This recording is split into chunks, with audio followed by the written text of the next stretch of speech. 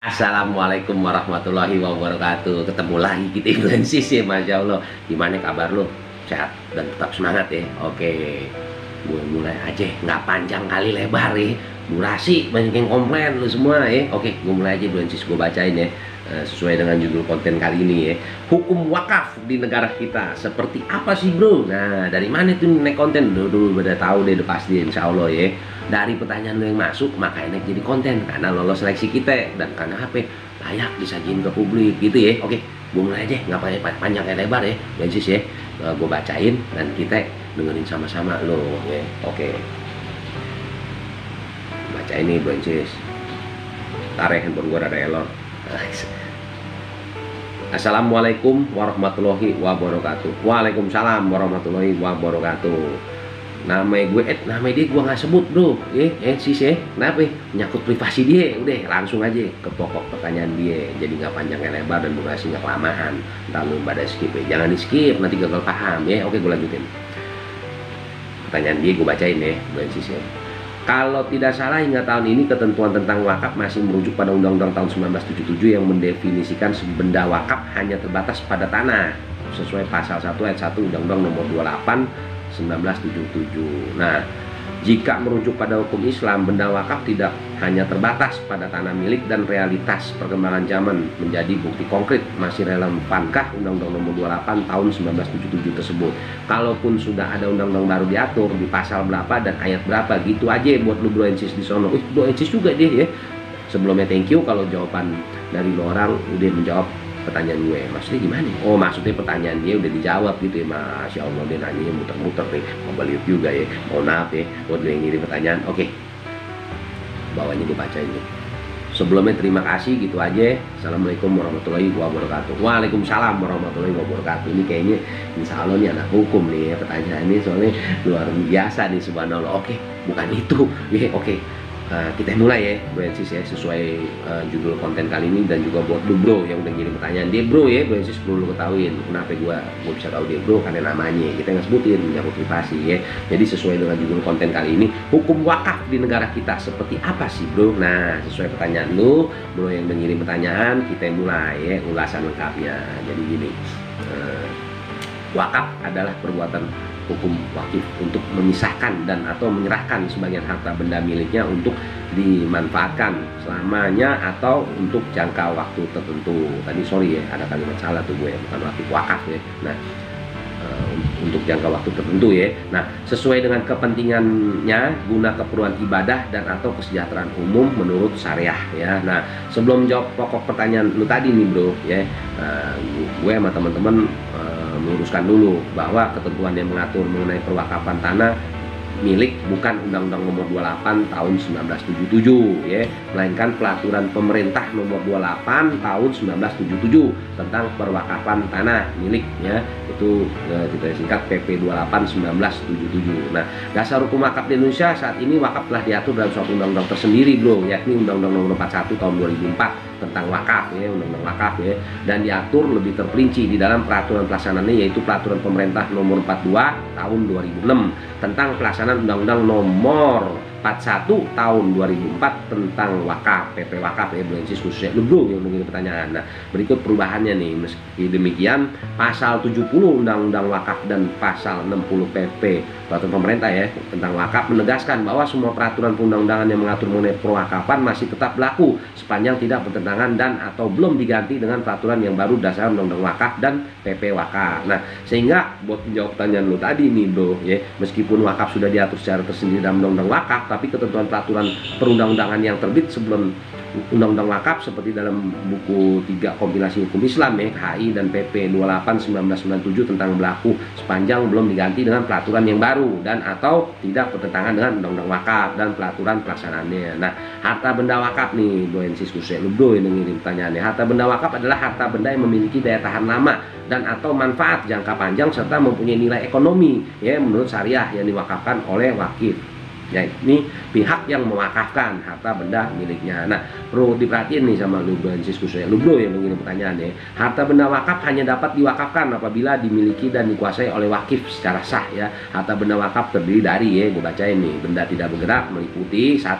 Hak atas tanah sesuai dengan ketentuan peraturan perundang-undangan yang berlaku ya, baik yang sudah maupun yang belum terdaftar. Nah, 2. Bangunan atau bagian bangunan yang berdiri di atas tanah sebagaimana dimaksud pada angka 1 di atas tadi yang udah gue bacain tuh. Nah, juga yang ketiga, tanaman dan benda lain yang berkaitan dengan tanah. Nah, terus 4, hak milik atas satuan rumah susun sesuai dengan ketentuan peraturan perundang-undangan yang berlaku. 5, benda tidak bergerak lain sesuai dengan ketentuan syariah dan peraturan perundang-undangan yang berlaku. Nah, yang berikutnya benda bergerak nih meliputi apa aja? 1, uang, logam atau batu mulia, surat berharga berupa saham, surat utang negara, obligasi pada umum dan atau surat berharga lainnya yang dapat dinilai dengan uang. Nah, juga kendaraan berupa kapal, pesawat terbang, dalam motor, mesin atau peralatan industri yang tidak tertancap pada bangunan. Nah, yang berikutnya nih ya, hak atas kekayaan intelektual berupa hak cipta, hak merek, hak paten, hak desain industri, hak rahasia dagang, hak sirkuit terpadu, hak perlindungan varietas tanaman dan atau hak lainnya. Nah, hak sewa dan benda bergerak lain sesuai dengan ketentuan syariah dan peraturan perundang-undangan yang berlaku ya. Nah, seperti apa lagi nih? Hak sewa, hak pakai hasil atas benda bergerak atau perikatan tuntutan atas jumlah uang yang dapat ditagih atas benda bergerak. Nah, dalam rangka mencapai tujuan dan fungsi wakaf ya, harta benda wakaf hanya dapat diperuntukkan bagi, nah ini gue bacain nih bro, lu bro yang mengirim pertanyaan ya, sarana dan kegiatan ibadah. Yang berikutnya, sarana dan kegiatan pendidikan serta kesehatan, bantuan kepada fakir miskin, anak perantau, yatim piatu, beasiswa, kemajuan dan peningkatan ekonomi umat dan atau kemajuan kesejahteraan umum lainnya yang tidak bertentangan dengan syariah dan peraturan perundang-undangan. Nah, jadi dengan demikian ya, pertanyaan lu memang benar ya, bro, bahwa misalnya harta benda wakaf tak hanya terbatas pada tanah milik saja, tetapi juga meliputi benda tidak bergerak dan bergerak lainnya, bagaimana yang seperti tadi gue teman-teman udah sebutin ya. Nah, sebelum gue akhirin nih, buat lu bro yang ingin tanya dan bro lain yang mau tahu tentang wakaf ya, nah gue bacain dulu dasar hukumnya ya, karena di konten sebelumnya ini lupa gue bacain dasar hukum, masya Allah, tapi insya Allah sih enggak deh ya. Oke, jadi untuk konten kali ini bro Ensis ya, sesuai dengan judul konten yang naik ya, hukum wakaf di negara kita seperti apa sih bro. Nah, itu dasar hukumnya ya, gue bacain ya bro Ensis. Undang-Undang nomor 41 tahun 2004 tentang wakaf, peraturan pemerintah nomor 42 tahun 2006 tentang pelaksanaan undang-undang nomor 41 tahun 2004 tentang wakaf sebagaimana diubah oleh peraturan pemerintah nomor 25 tahun 2018 tentang perubahan atas peraturan pemerintah nomor 42 tahun 2006 tentang pelaksanaan undang-undang nomor 41 tahun 2004 tentang wakaf, dan juga peraturan pemerintah nomor 28 tahun 1977 tentang perwakafan tanah milik, dan juga tadi itu buku kompilasi hukum Islam ya, dan juga pasal 1 angka 1 Undang-Undang nomor 41 tahun 2004 tentang wakaf ya, undang-undang wakaf ya maksudnya ya, juga pasal 1 angka 5 Undang-Undang wakaf, pasal 1 angka 2 Undang-Undang wakaf, pasal 15 Undang-Undang wakaf, pasal 16 ayat 1 Undang-Undang wakaf, pasal 16 ayat 2, pasal 16 ayat 3 Undang-Undang wakaf, pasal 20 huruf E PP wakaf, pasal 21 huruf A PP wakaf, pasal 20 huruf A, B, C dan P dan D ya PP wakaf, dan pasal 21 huruf B PP wakaf, pasal 21 huruf C PP wakaf, pasal 22 Undang-Undang wakaf. Nah, buat lu nih bro yang udah ngirim pertanyaan ya, mudah-mudahan insya Allah lu dapat pencerahan dan juga branches yang lain yang mungkin mau tahu ya tentang hukum wakaf di negara kita, seperti judul konten hukum wakaf di negara kita seperti apa sih bro. Nah, itu tadi penjelasan yang udah gue bacain ya, ulasan lengkap yang dari gue sama teman-teman di sini udah kumpulin ya, dan infografisnya mudah-mudahan insya Allah bermanfaat buat lo bro yang ngirim pertanyaan dan juga bro Ensis yang lainnya ya. Tapi seperti biasa bro Ensis, khususnya lu bro yang ngirim pertanyaan, lu gak usah khawatir ya kalau ternyata kok pencerahan di konten ini kok kayaknya lu kurang greget gitu dengernya ya. Nah, gini aja, nanti insya Allah kita akan sambung nih konten yang ini menjadi konten berikutnya, konten kedua ya. Nah, dan kita ada live streaming, insya Allah kita undang tuh narsumnya dan pakarnya. Buat apa? Biar lu bro yang udah ngirim pertanyaan dan juga buat sisi lainnya, buat apa? Bisa diskusi bareng insya Allah ya. Jadi nah khusus lu dulu nih bro yang udah ngirim pertanyaan ya, tolong lu kirimin lagi pertanyaan lebih detail, nanti insya Allah kita akan bikin live streaming seperti tadi udah gue sampein ya, dan kita diskusi bareng. Tapi jangan lupa lu kirimin kontak person lo. Jadi kalau nanti saat kita mau kontennya, kita mau live streaming, kita di sini tim Super Semar Love Podcast bisa hubungin lu bro ya. Biar apa ya? Biar bisa diskusi bareng. Jangan lupa tuh makanya kontak person lo ya. Lu kirim deh ke email kita. Lu udah tahu deh, karena lu kalau nggak tahu lu nggak mungkin kirim pertanyaan dan bisa naik jadi konten ya. Nah tapi ini buat lu semua bro and sis yang baru ketemu channel kita dan mungkin bertanya ya, kok bisa naik jadi konten untuk kirim pertanyaan kemana? Nah lu kirim nih ke sini nih, supersemalofom@gmail.com ya. Lu kirim nih, lu buruan screenshot ya. Kenapa?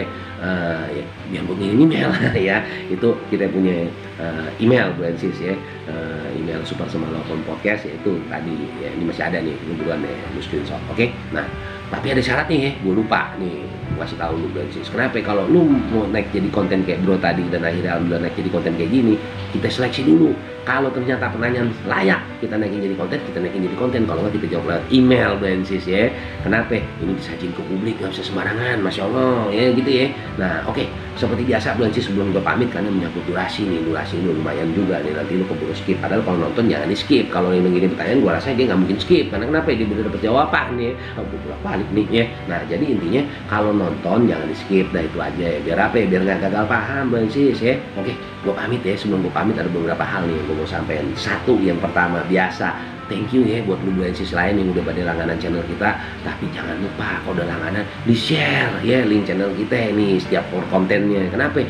Biar bro and sis kita yang lain ini dapat kebagian ilmunya, insya Allah. Lu punya kuota hilang udah pahala, gua mulai promo lagi nih masya Allah. Nah buat lu yang baru ketemu channel kita, jangan lupa diklik subscribe, diklik loncengnya ya. Biar apa? Biar dapat notifikasi kalau memang lu udah cocok sama konten dan channel kita ya. Kenapa? Biar kalau kita update lu dapat informasi updateannya ya. Dan jangan lupa bro and sis klik subscribe dan klik loncengnya ya. Nggak gratis juga sih ya, kuota habis dikit tapi dapat ilmu masya Allah ya. Gue jadi promo babal liut. Oke ya bro and sis, gue pamit ya. Sebelum gue pamit seperti biasa, ini kan masih suasana pandemi covid bro and sis. Jangan lupa ya prokes pesannya mama, pakai masker, jaga jarak, cuci tangan. Kalau lu baru pulang beraktivitas di keseharian lu ke rumah lu nemuin keluarga lu, jangan lupa salinan pakaian yang bersih ya. Dan pola makan, pola hidup tetap dijaga, dan selalu tiap hari olahraga tuh. Biar apa? Biar tetap sehat dan semangat bro and sis di suasana pandemi covid ini maksudnya ya. Oke ya, sebelum gue pamit, gue mewakili teman-teman Super Semar Love Podcast di sini. Gue minta maaf ya bro and sis kalau ada salah kata ya. Kenapa? Karena kita manusia biasa di sini, nggak luput dari kesalahan ya. Tapi lu nggak usah pada khawatir. Setiap menjawab pertanyaan lu semua bro and sis, kita selalu mengacu dengan peraturan perundang-undangan yang ada dan serta regulasi yang ada dan seluruh informasi lainnya yang kita himpun ya, yang kita jadi referensi yang akurasinya insya Allah jos gitu ya bro and sis ya. Oke, ini gue benar-benar pamit ya. Lu kayaknya udah mulai bete nih. Nah ini pesan kebaikan buat lu semua dan juga kita di sini ngelakuin tim Super Semar Love Podcast. Apa itu? Biasa lu udah pada tahu. Nah lu udah pada tahu. Bersihin hati, bersihin pikiran, disiplin bro and sis. Di setiap kegiatan aktivitas lu keseharian selalu utamakan yang tadi. Insya Allah tuh kalau lu udah bersihin hati, bersihin pikiran dan disiplin, lu akan terhindar dari semua bentuk pelanggaran yang ada dan masalah hukum yang bisa timbul terhadap diri lu. Jadi apa artinya? Bersihin hati, bersihin pikiran, disiplin. Gitu ya bro and sis ya. Gue pamit dulu, mulai pada bete tuh kelihatannya ya. Tetap semangat dan sehat ya bro and sis. Assalamualaikum warahmatullahi wabarakatuh.